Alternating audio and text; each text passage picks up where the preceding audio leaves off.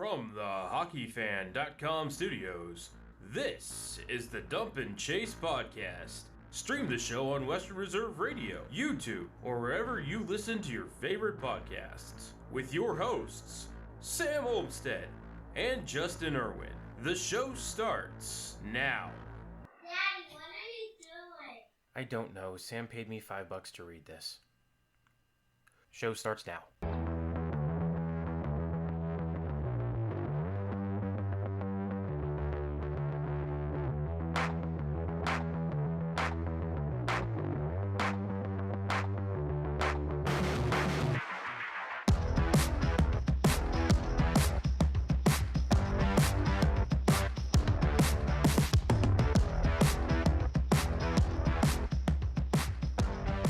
Hello, Phantom fans, and welcome to Season 5, Episode 5 of the Dump and Chase podcast.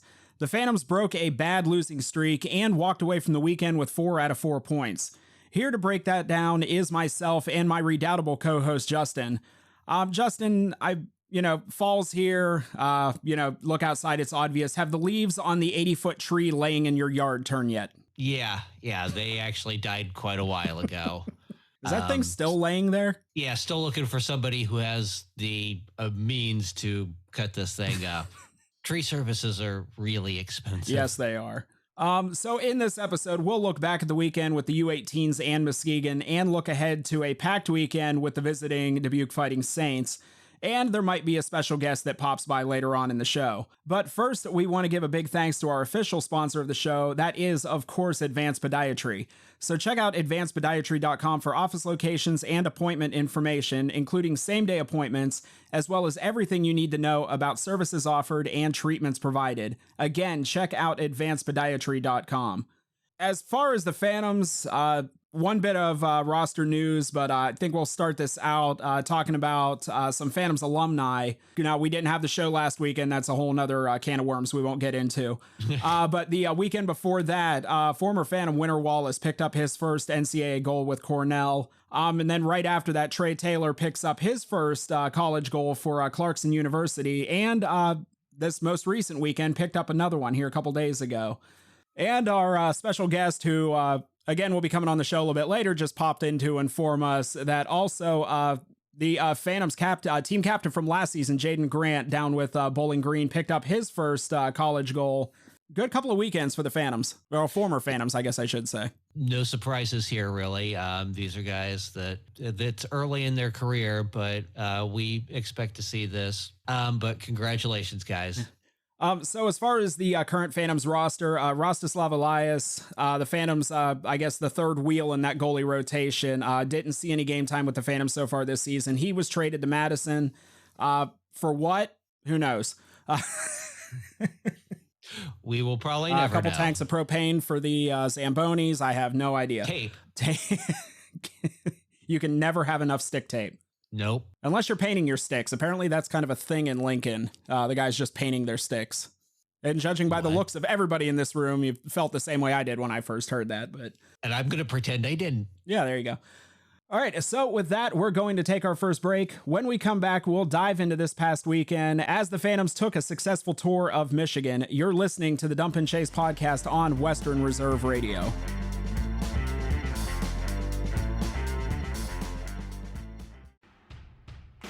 Miss an episode of By All Means, and you could miss a lot. I have the sound up, and I appreciate the guys that do the work now. But it is with great appreciation I see what the guys do, not only the announcers, but also the players. So we've had wonderful playoffs. I mean, single, double, triple overtime games. It's been fantastic. By All Means, Tuesdays at 5, right here on Western Reserve Radio and streaming live on westernreserveradio.com.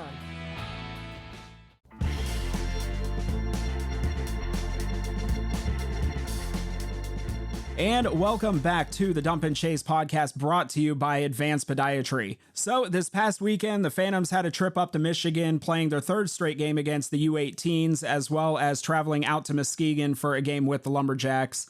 Phantoms picking up 4 points this weekend, winning both games. So you ask yourself, well, how the heck did that happen? The first game we can't really explain. The second one, it's a little bit easier, but we're going to try. The Friday night game in Plymouth with the U18s, that was a 4-3 win for the Phantoms in a shootout. Yes, that is correct. You heard that right. They won in a shootout. That's been a long time coming. So going right into this game, Justin, you're going to have the lead on this. The first period, I didn't get to see it. You didn't miss much. Tyler Catalano tied it up. Nice backhand chop. We won't mention the Ryan Leonard goal. We got burned really bad there.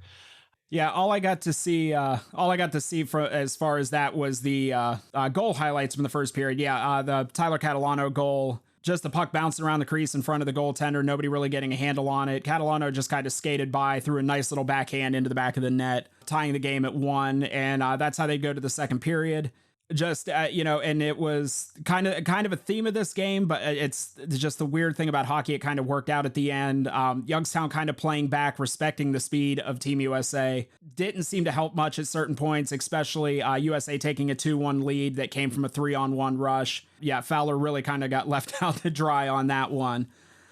Going in later in the period, USA taking 3 penalties in a row. Youngstown had a nice little chunk of 5-on-3 time. And when it was all said and done, nothing came of it. Really not getting a lot of shots on goal. A lot of passing around to set up for what would end up being nothing. William Whitelaw, I guess, one will go against the Phantoms and then go for the Phantoms. William Whitelaw had a goal that was waved off because apparently the overhead camera at USA Hockey Arena is an old toaster.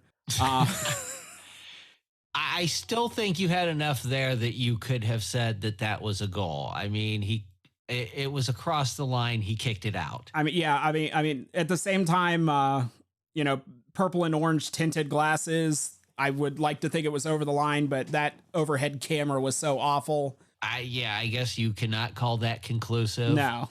And just a lot of that second period, Youngstown just kind of flat-footed in the defensive zone.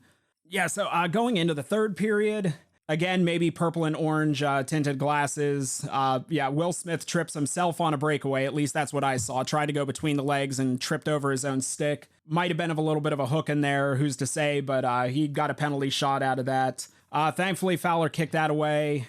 Yeah, I mean, that was a big story of the game. For most of this game, Fowler was keeping this game close because the defense really wasn't doing him any favors. Yeah, I mean, the Phantoms, they were getting offense of their own. So it was kind of a goalie battle. Trey Augustine kind of came in and halfway through the game, I think he had one more goal on him than what the record will show. But yeah, both goalies, both teams, all 3 goalies really played well. Like we talked about before, Youngstown just kind of playing back, again, respecting the speed of Team USA. The problem was they were just there was really no resistance in the neutral zone by the time that USA was into the attacking zone. They were pretty much running at full speed. And, again, just a testament to the game that Jacob Fowler played. This game very easily could have got out of hand. He was able to keep them in it.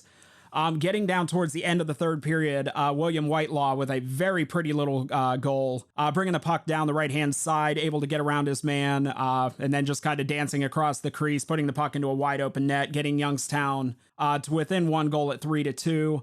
Minute 25 later, Brandon Svoboda ties the game at 3 on a bad angle shot. That's one thing that has driven me a little crazy with the Phantoms this season is the number of bad angle shots, but I mean, thankfully in this case, it did go in. Yeah, and I think William Whitelaw was kind of trying to make a statement for the team there. Yeah. Whatever, we got a little bit of momentum, the ball started rolling, and, we could take that into overtime. Yeah, so the game goes to overtime, and just the speed of Team USA, that going 3-on-3, that was little bit of a raising of the blood pressure there. Fowler was able to hold him off. Phantoms kind of got a second win there towards the end of the overtime period. Yeah, overtime period ends, no score, so it goes to a shootout, of which the Phantoms were 0 for their previous 7. When it was all said and done, not going to recap all 6 rounds. The shootout did go 6 rounds. Fowler stopped 5 of 6. William Whitelaw and Matthew Perkins both scored, giving Youngstown their first shootout win since October 19th, 2019 in Lincoln. And our guest that's going to be coming on a little bit later, I actually texted him right when the shootout started. I can't say what I said in the text. Oh, poop. With the Phantoms history with shootout. So it was finally nice to kind of get that monkey off our back. Get one there. Just having, great goaltending in a game can really make a difference in the shootout. Yeah. And, it was obvious even by the USA broadcast. I think Jacob Fowler is gaining quite a following with broadcasters of the other team. Oh, yeah. What's his name in Chicago? I think we talked about that a couple weeks ago. Yeah. All right. So, once again, that was a 4-3 win for the Phantoms in the shootout. So the next night on Saturday, they traveled to the other side of Michigan for the first matchup of the season with the Muskegon Lumberjacks. And this was a 4-2 win for the Phantoms. Going into the first period, really a good pace early. The Phantoms were moving their feet better. Now, they did give up an early power play goal. They gave up a goal late in the period. We're down 2-0 at the intermission. But, other than the score, I felt like the period was played pretty even between the two. I wasn't really seeing anything that I felt like, would, be as far as going into panic mode, being down 2-0 after the first intermission, going into the first intermission. No, I think, like you said, it was evenly played. Maybe just a little bit of bad luck. Maybe Colin Wynn, a little bit of nerves. Obviously, going into the second, that I don't think we were panicking at all. Coming into the second period, there was a couple times I kind of laughed there was actually quite a few times I laughed with the commentary, but we're not going to go into that. No, it's just funny to me that the Eastern Conference has kind of abandoned the concept of defense over the past few seasons. So when you have a team like Youngstown that does play defense, look how physical these guys are. Well, yeah. And I wouldn't say we're more physical than any standard team. It's just you don't see it in the Eastern Conference. So it's just kind of funny how they kept pointing that out like it was something to behold. Yeah, and when a team is down 2-0, one of the first things you want to do is play a little physical and slow the game down, which was what we wanted to do. And when it starts paying off, I think it frustrates some people. Yeah, the Phantoms were able to pull within 2-1. They were on the power play. Andrew Strathman from the point. I don't even know if you want to call it a wrister. I think it's just kind of a throw it towards the net and flip it towards the net and see what happens. Was tipped in by Shane LaChance. Getting the Phantoms back to within 2-1. As far as the rest of the period, just some real good back and forth. Youngstown really didn't give Muskegon much to work with in the offensive zone. No. And after the first period, it was really nice to see them kind of tighten up around Wynn. Yeah, so going into the third period, there at the beginning of the third period, I think Big Ben struck 3 or 4 there. There was a lot of goalposts hit there in the first probably 4 minutes, the first 4 minutes or so of the third period. Yeah. I remember the play-by-play from Muskegon was kind of at first thought maybe it went in, and no, I'm thinking of another play. Never mind. I promise the level of professionalism in this show is going to shoot way up here in a few minutes. I didn't get a lot of prep time for this week. Yeah. Then of par for the course, absolute controversy at Mercy Health Arena. Muskegon picking up a goal, which was waved off for goaltender interference. The broadcasters were very adamant that the Muskegon player was pushed into Colin Wynn by Chase Patilla. If you actually look at the replay, the player basically tripped over Wynn's legs as the shot was being taken. He was not pushed. It was definitely goaltender interference. So thankfully, the Phantoms still holding on, just down by 1 instead of 2 there. Jack Wilson picks up his first USHL goal on just a great pass from William Whitelaw going from circle to circle.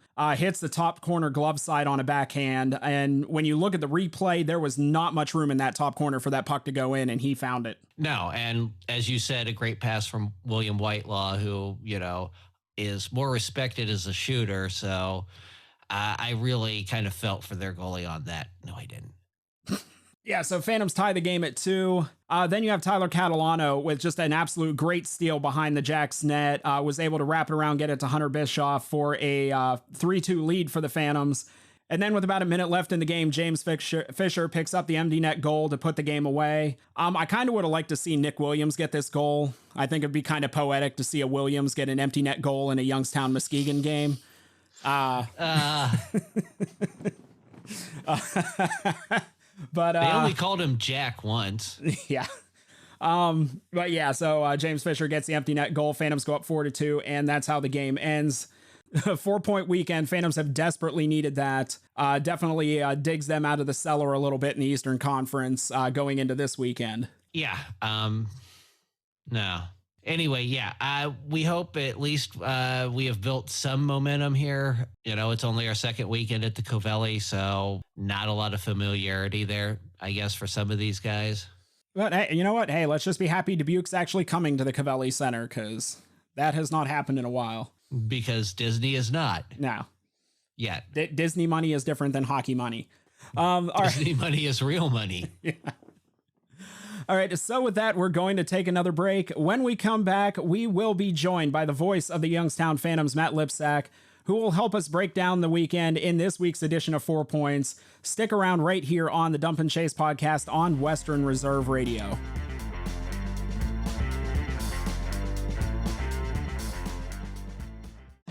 Advanced Podiatry has been making happy feet in the Mahoning Valley for 35 years. Our offices are located in Cortland, Champion, Austintown, Columbiana, and Howland. Our Howland office has relocated to 8601 East Market Street in Howland Corners. Advanced Podiatry offers sports medicine and treatment plans for all ages. You can also request an appointment online by visiting our website at advancedpodiatry.com. Advanced Podiatry, where surgery is always a last resort.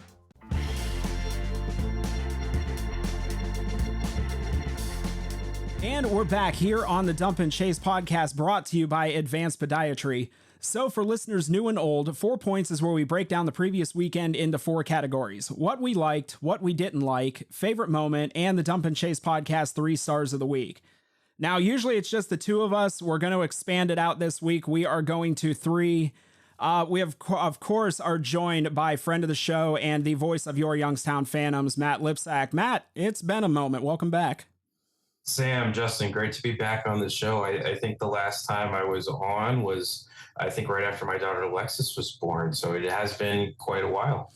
Now, welcome back, friend. Yeah. Now, granted, we get to hear you at the beginning of every episode so far this season. So, I mean, there's still a little piece of you that's always here with us.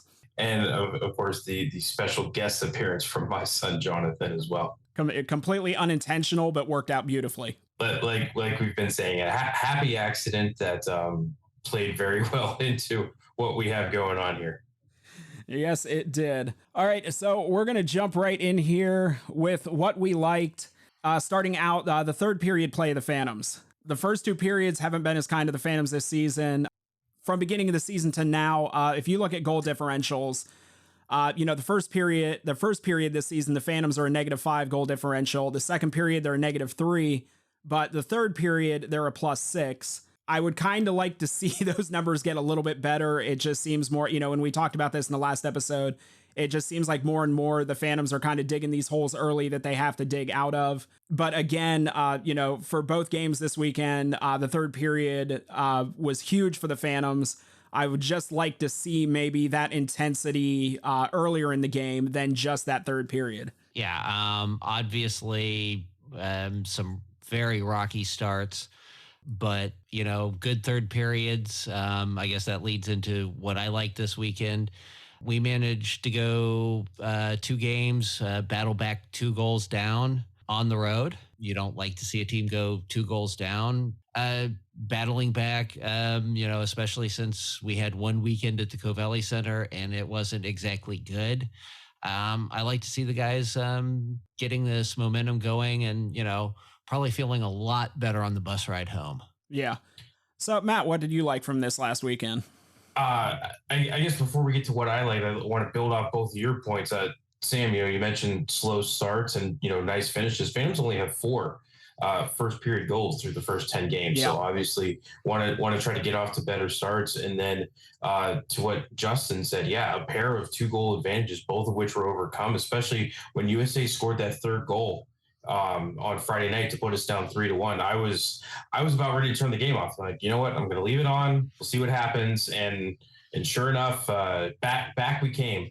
And you got out of USA Hockey Arena with those 2 points. But no, what I liked this past weekend was our offensive, the net front presence. Out of the 7 goals that we scored, good 3 or 4 of them were within 5 feet of the blue paint. And then even going back to last weekend against USA, Jake Rozzie's 2 goals, I think they traveled maybe a total of 6 feet. So it was nice to see the Phantoms pounding the blue paint, and not only that, but aggressive on the forecheck. I mean, Tyler Catalano gets a turnover behind the net on Saturday against Muskegon, finds Hunter Bischoff in front, and that leads to the go-ahead goal for Youngstown. So nice to see us working down below the dots in the offensive zone. I'm gonna play a little bit of a what if here. Let's say you did turn the game off on Friday. Phantoms are down 3-1. You turn the game off. You go and check a little bit later. You see they won in a shootout. Would you have believed it? Well, you said we won in a shootout, so no, I definitely wouldn't have believed it. I mean, it'd be one thing to say the Phantoms came back and won, but to see they came back and won in a shootout. And I will go ahead and I will confirm your text when the game did go to a shootout. I started drinking heavily at that point. Yeah, I didn't say oh beep a shootout. I just said oh beep, and you knew what I was referencing. So we all said it. I decided to, I was like, okay, but it's a different year. Things can happen. Like, there's no way we can lose an 8th shootout in a row. Yeah. All right. So Matt, we'll keep it here with you. What didn't you like from the past weekend? I did not like the transition defense, especially on Friday. I believe that all 3 of USA's goals, at least 2 of them, were a direct result of odd man rushes. Neutral zone. Yeah, it was like a hot knife through butter. Yeah. All right, Justin, what do you got? It seems to me that the Phantoms, we have a lot of scoring talent on this team, but at times we're still kind of struggling to find offense, especially first half of the game. That leads to slow starts. And, even when we are playing good defense, sometimes we are just not generating good scoring chances. Yeah, that bleeds into what I didn't like. And I kind of touched on it a little bit already. Just kind of a lack of a push by the Phantoms in the first period. This is an issue. We've seen in the past couple of seasons where you just kind of get these games where the Phantoms do not look like they're ready to play at the start of the game.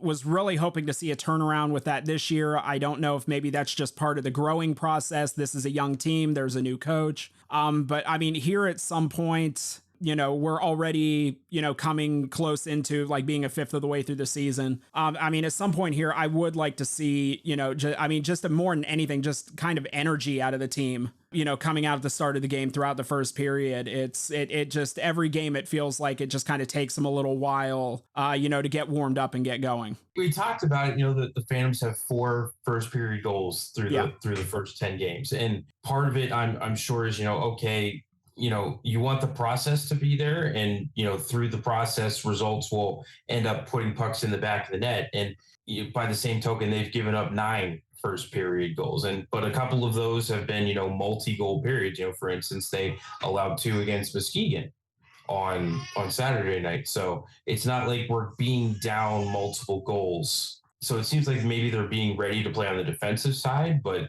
obviously, like you said, the offense needs to pick it up early in the game.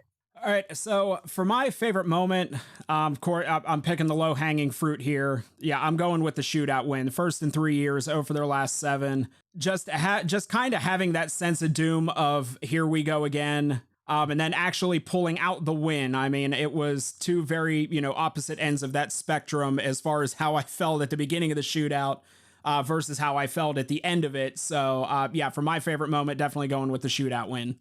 Catharsis there. Yeah. I mean, Jacob Fowler he's got that dog in him. So when USA starts coming in on him one-on-one, I'm sorry, my money's on Jacob Fowler. I don't care who's going against him. Justin. Oh. So are we going on to the next star? Did you do your favorite moment? Did I do my oh, no. Okay. No. Sorry, was reading us some stats. Matt, do you want to become the new co-host of this show? Sorry. You can't afford me. My favorite moment of the week, the Tyler Catalano steal behind the net. And I guess the subsequent goal, Hunter Bischoff was there, put it in. But I thought Catalano worked really hard that game all weekend. It's nice to see him get points on the board. He had an assist, I think, in the USA game. So, Yeah, just watching him use his frame and strip the guy behind the net for that game-tying goal, that was my favorite moment.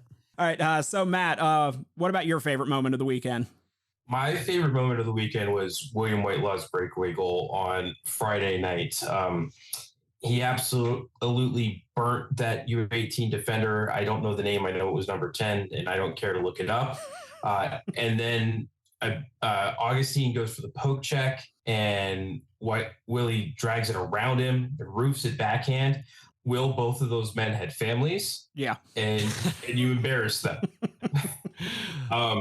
I think Will was angry about not getting that goal earlier in the game. And kind of like angry Gino, I don't think anybody wants to deal with angry Whitelaw. No. Like I said, it was a statement. And if you watch the highlights or you were watching the game live, Will was doing some barking at the USA bench as he skated to our bench to celebrate. I love it. I think Will's got that dog in him too. Yeah. And I love to see it.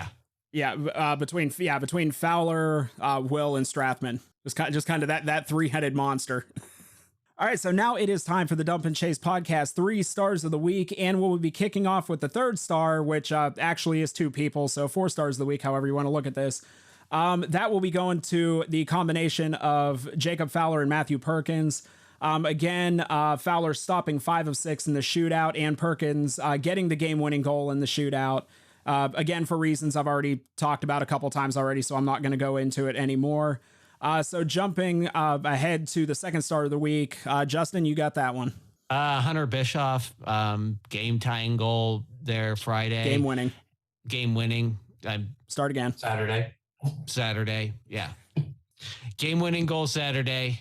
I thought he worked hard all weekend. I thought that line worked hard all weekend. And it was just really nice to see them get rewarded. And that was also his first USHL point and goal that was on the run sheet. Okay. Yeah, there we go. You're going to use that, and it was on the run sheet. All right, and the first star of the week, Matt, that goes to you. Well, no, you didn't get no, I take it back. You didn't get the first star of the week. You were off the last weekend, but might be considered in the future. We'll see, since I just made that blunder. But who do you got for first star of the week?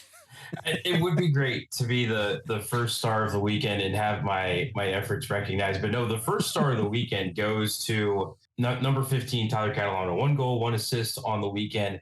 And it really was just a general pest all weekend. And you love to see it. Throwing his weight around, stealing pucks, going to the cage, crashing the blue paint hard. I can't put it any other way than you absolutely love to see it. I think, Cat has, come on the last couple of games, the last couple of weekends, and I hope he continues to grow and we see more good things out of it. And he was one of your favorites last year too, wasn't he? How can you not love it? Yeah. Hey, and for the maybe we give Matt the what is it, the hardest working player of the game, which they do in USA now. Hardest working man in showbiz, right here. Yep. I mean, we did give you a trophy, but it's right back there. It's yeah. Right back there I can see it in the background. And a graphic. You got a graphic too. Yeah. I feel the love. I do. I was going to say, you are well appreciated on this show, believe you me. All right, so with that'll do it for 4 points. After the break, Matt's going to stick around as we look ahead to this weekend and 2 games with the visiting Dubuque Fighting Saints. Keep it locked in right here on the Dump and Chase podcast on Western Reserve Radio.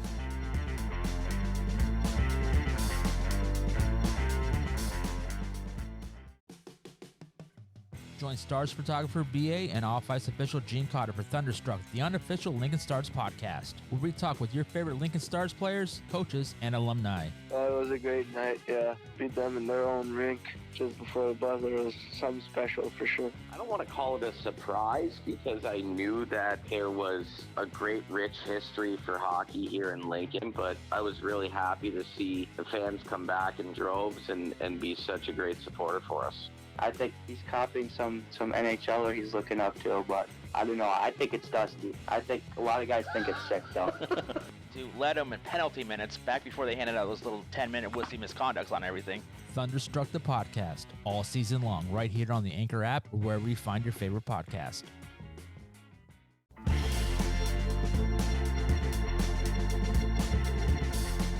And we're back here on the Dump and Chase podcast, brought to you by Advanced Podiatry. We're once again joined by the voice of the Phantoms, Matt Lipcsak, and we will be getting into the weekend preview here this Friday, November 11th, and Saturday, November 12th.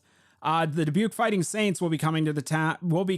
This will be the first time in a hot minute that they've traveled to Youngstown. Didn't make the trip at all last year. So just a couple notes before we get into this. Dubuque coming into the weekend currently 5-3-1-0 on the season, 11 points, currently 6th in the Eastern Conference. Last season, Youngstown went 0-4-1-1 against Dubuque. Again, all those games were played in Dubuque, Iowa. Last weekend, Dubuque only had the one game versus Madison, a 10-2 win, which really upped their goals per game average from what it was. So, Matt, I know Dubuque is a team you love to broadcast, especially with their jerseys. That nice little midsection stripe that they have. I know that's one of your favorites. Oh, it's not just one stripe, it's two. And so for those of you that don't know what Sam is talking about, so Dubuque has a small white stripe. It's probably about an inch wide, wraps all the way around the jersey horizontally. And so what it does on the back is it breaks up the outline of the number, which while it is aesthetically pleasing, it breaks up the outline of the number, makes it hard to figure out which number you're looking at from a distance of 250 feet. And, can lead to confusion when you're calling the game. Yeah, if some people are not aware, the broadcast booth at the Cavelli Center is not a center ice location. You are just kind of tucked away down in the corner. I can't think of the second. The section number 207. Yeah, up above 207, but you're kind of tucked down in the corner. So when the play's at the other end of the ice, it's a little bit of a trick. I've been making it work for 6+ years now. I'll keep doing what I can. Because we sit down on that end. There has been a couple times where you've texted me during the game just to check on something. So we're happy to be your eyes on the other side. As bad as those eyes are. Much appreciated. Yeah, all three of us wear glasses, so as good as those eyes are, I guess.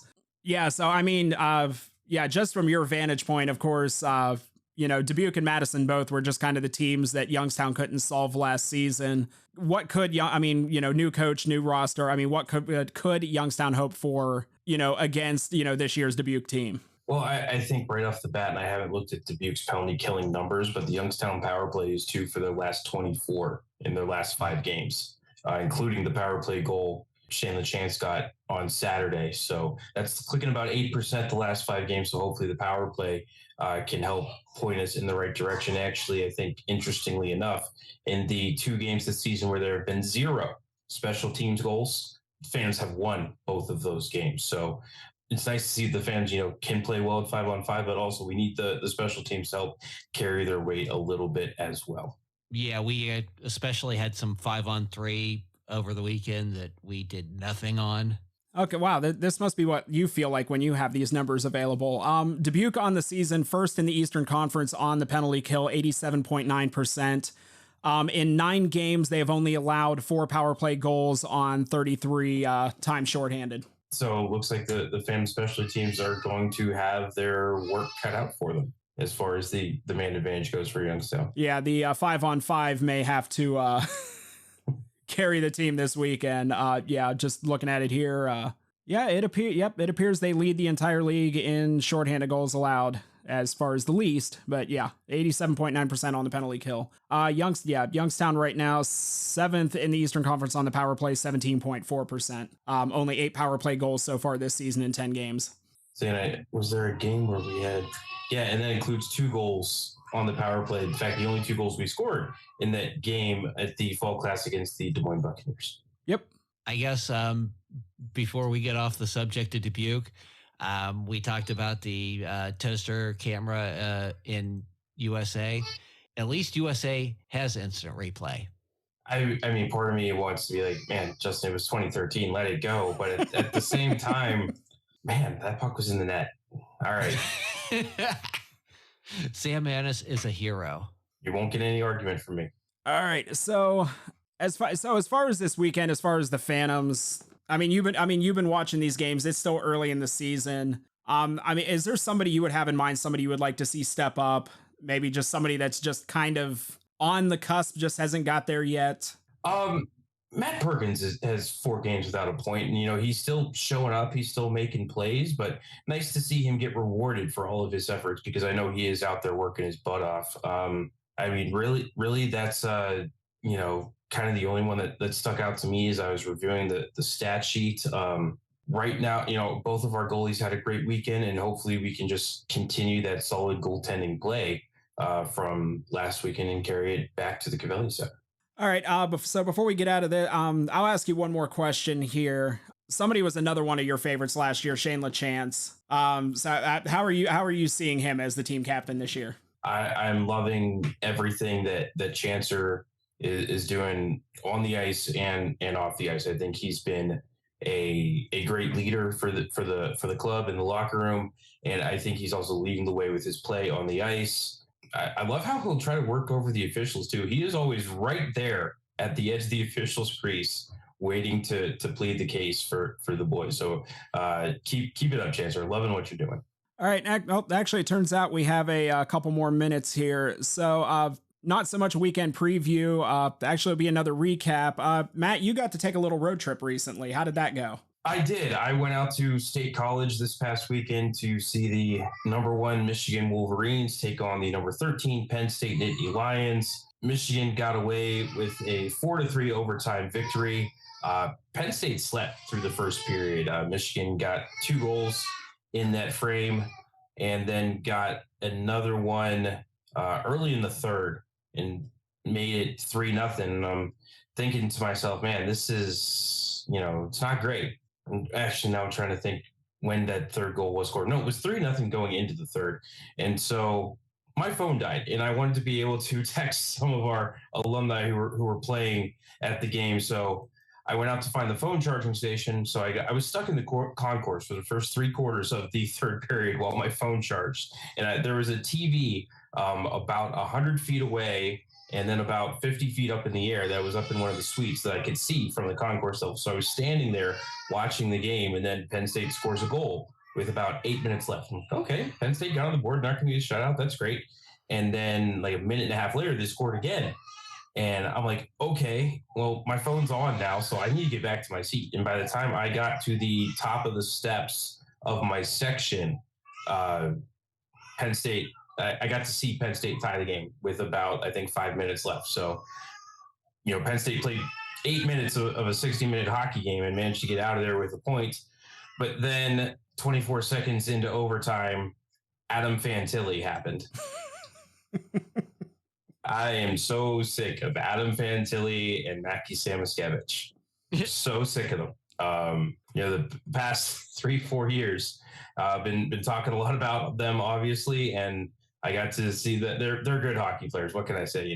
There's no denying that Adam and Mackie are both very, very good, highly skilled hockey players, and they put it on display Saturday night at State College and at the Pegula Ice Arena. And man, what a facility that is! It is a beautiful building. The atmosphere was outstanding. The student section was rowdy. The chants were hilarious. They would sing a song to the goalie whenever whenever goals were scored. It was great. It was a great time. And then I got to see Dylan Gratton, Ben Schoen, and Connor McEachran all after the game, and they're all in good spirits, and they wanted me to say hello to everybody as well. Well, see, what I would do if I were you, at some point I'd plan a road trip to go see Luca Fantilli. I do hear he's better. Oh, well, they're both there for Michigan. So Luca is number 63 and Adam is number 19. And actually, there were times where they were both on the ice together. Okay. Well, they're conjoined. Never mind. I was watching the Penguins game playing Buffalo, and Owen Powers pulls up for a slap shot, fakes it, passes it, and I had PTSD. It's fair. All right, so didn't even promo the weekend. Yes. The Phantoms games this Friday and Saturday. Both games puck drop at 7:05. The games will be, if you can't make it to the game, the games will be available on Flow Sports. And of course, you can hear Matt's call on either Flow Sports or on Western Reserve Radio.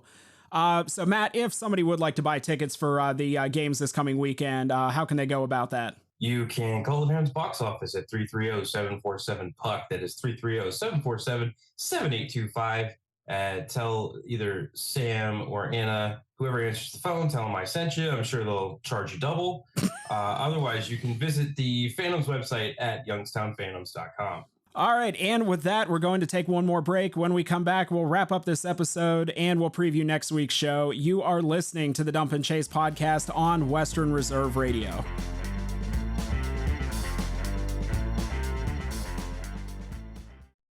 The Dump and Chase podcast is the unofficial fan podcast of the Youngstown Phantoms, but it's not always about hockey. Have you ever played golf? No, you should see me on the driving range. It's scary. I haven't played in a few years, but I think the last time I played, I shot like an 83. On 9 or 18? On 9. Still not bad compared to me. Yeah. I mean, it would have been 80, but the windmill kept getting in the way. The Dump and Chase podcast, every Wednesday at 5:06 on Western Reserve Radio.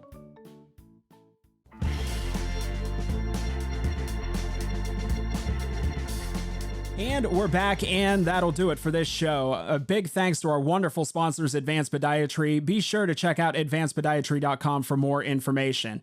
And thank all of you for tuning in this week, either on Western Reserve Radio, westernreserveradio.com, the Live 365 or TuneIn apps, on Facebook and Twitter, as well as YouTube and wherever you listen to your favorite podcasts. Be sure to check us out on social media on Twitter, Facebook, and Instagram. Now, all of these links can be found on our Linktree page, of which of that can be found in the description of however you are listening to this episode. So our show next week, we'll be recapping the Phantoms 2-game road trip. We'll be recapping the Dubuque series. Then we'll be looking ahead to the Phantoms, funny enough, in November, the final road trip to Chicago for 2 games with the Steel. The final 4 games in that series will all be taking place at the Cavelli Center. So we'll go around the horn here real quick. Justin, any final thoughts? Not really. Like I said earlier, I'm just hoping we build some momentum. Some of these guys aren't very familiar with the Cavelli Ice 2 games. So it'd be really nice to see them come back with a, little spring in their step and let's get some wins. All right, Matt, any final words of wisdom? Don't eat yellow snow. Over where the Huskies go. After we're done recording, let me tell you about the miracle that is hot and spicy Cheez-Its, by the way. I heard about the hot and spicy Cheez-Its on last week's episode. But no, it's been almost a month since the boys have been at the Cavelli Center. And as much as I enjoy watching them, play on Flow Hockey, I also very much enjoy being in the broadcast booth at the Cavelli Center to call the action. So I'm looking forward to getting back to Youngstown this weekend. All right, so Matt, as always, thank you for jumping on here. This took way longer than we thought it was going to, but I mean, we had fun, didn't we? Fun, yeah, that's a good word for it. Didn't we? Well, anytime Justin is involved, I find that things take at least 4 times longer than they should. You should see our normal recording. That is the essence of this show. Thank you for pointing that out. I'm glad someone else notices. All right, but Matt, yeah, thank you again for coming back on. It's always a blast for us when you're on. And again, Voice of the Phantoms, Flow Sports radio broadcast. If you can't make it to the game, that's where you can hear them. Other than that, you can wave at him from the stands if you're at the game. He's always looking at the crowd, looking for people to wave at, and that's not true at all. I mean, if somebody waves, I'm going to wave back. Sometimes I'll see people waving across, like from behind the benches. I just see people waving. I'll just start waving. They're not looking at me, but I'll start waving anyway. There you go. All right. We are. Yeah, we wave at you. Well, you guys come up to visit before the game. We actually stop up and we'll visit before the game now, so the waving's kind of moot. All right, so that'll do it for this episode. So for Voice of the Youngstown Phantoms, Matt LIPCSAK and Justin Irwin, I'm Sam Olmstead. Thank you again for tuning in, and we will talk with you all next week right here on the Dump and Chase podcast. Bye now.